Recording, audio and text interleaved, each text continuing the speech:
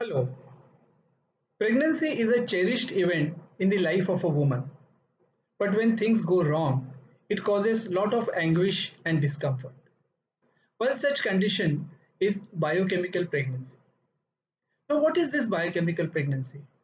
Is it a normal pregnancy? Is it a miscarriage? In today's video, I am going to talk about biochemical pregnancy. Why does it occur? And what is the significance of a biochemical pregnancy? I am Dr. Mohan Raut, a practicing gynecologist with special interest in the field of reproductive immunology. And we have our own center, Dr. Raut Center for Reproductive Immunology in Mumbai, where we treat patients with repeated miscarriages, recurrent implantation failure, unexplained infertility using immunomodulatory treatments, including lymphocyte immunization therapy. I remember a patient who had come to my clinic last week. She said, Doctor, I don't have a baby, but I was pregnant twice. But later on, when I did sonography, nothing was seen on sonography. And my doctor told me that I was a little bit pregnant. Now, what is this, doctor? Was it a false pregnancy? What she was talking about was a biochemical pregnancy. A biochemical pregnancy is also known as chemical pregnancy, pregnancy of unknown location, or non visualized pregnancy. All mean the same. Now, as the name suggests, a biochemical pregnancy is a pregnancy which is diagnosed by a chemical means, that is, by estimation of a hormone called HCG, which is produced by the embryo when it is in the process of implantation and when it is implanted.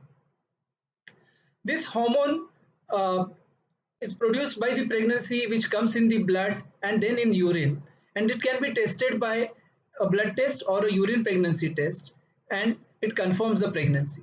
However, in this case, the pregnancy fails to grow further, and when a sonography is done, it shows there is nothing inside, and we label it as a biochemical pregnancy. A biochemical pregnancy is very common. It has been found out or estimated that 50 to 60% of all first pregnancies abort, and of which majority are biochemical pregnancies. Even if you consider all pregnancies, 25% of pregnancies undergo what is known as preclinical miscarriage, even before the woman knows that she was pregnant, and majority of them are biochemical pregnancies. In a normal population, in a fertile woman, the chance of biochemical pregnancy is around 10 to 12, 10 to 13%. But in patients who have infertility, the incidence of biochemical pregnancy is around 15 to 20%. But it is very interesting to note that in patients who undergo IVF, the chance of biochemical pregnancy is as high as 25 to 30%. So it is a very common condition. Now, why does biochemical pregnancy occur? As I said, that in biochemical pregnancy, the pregnancy is in the process of implantation, or the implantation has started. The pregnancy produces the hormone called HCG. There are certain cells around the pregnancy called cytotrophoblasts, syncytiotrophoblasts. They produce this hormone.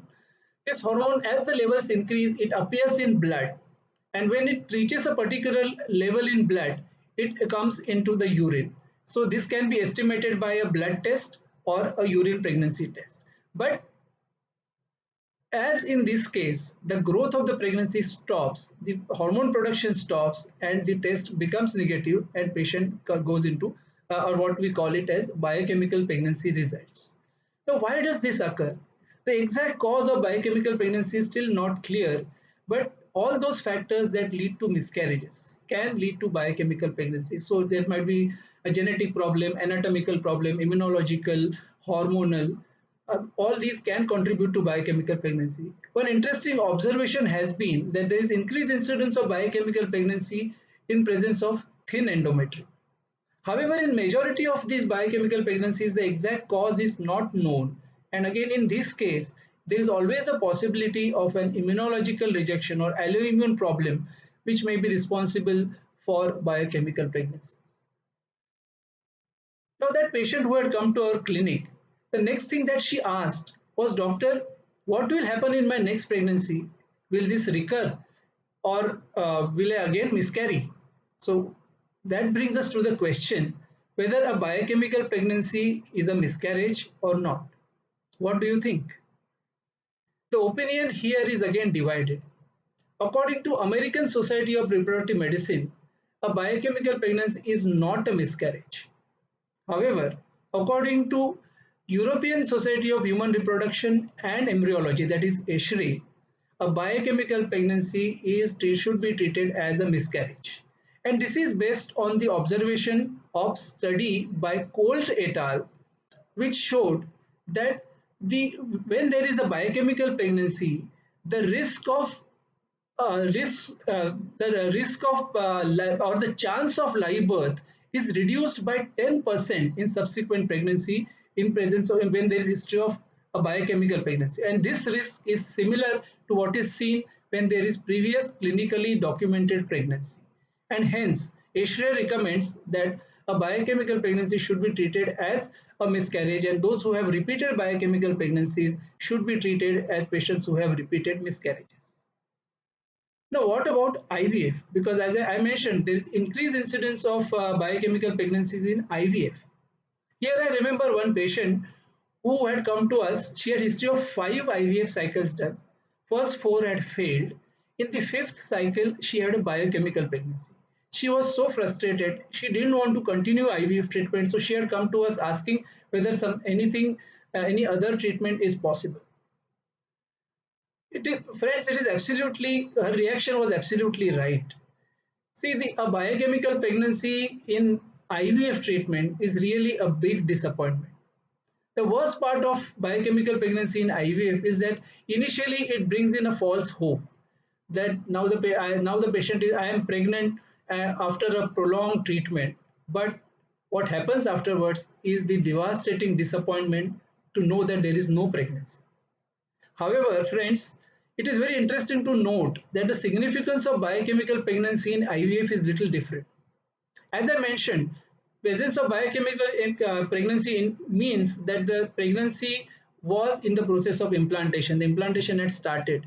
So, because this means that the chances of success in subsequent pregnancy are always better, subsequent IVF cycle are better if there is previous biochemical pregnancy. And this has been supported by many studies.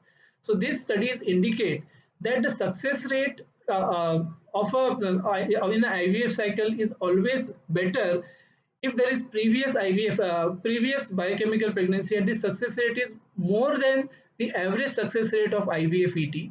And second thing that they have said is the best chance of success after a biochemical pregnancy is in the first cycle, immediate first cycle after the biochemical pregnancy.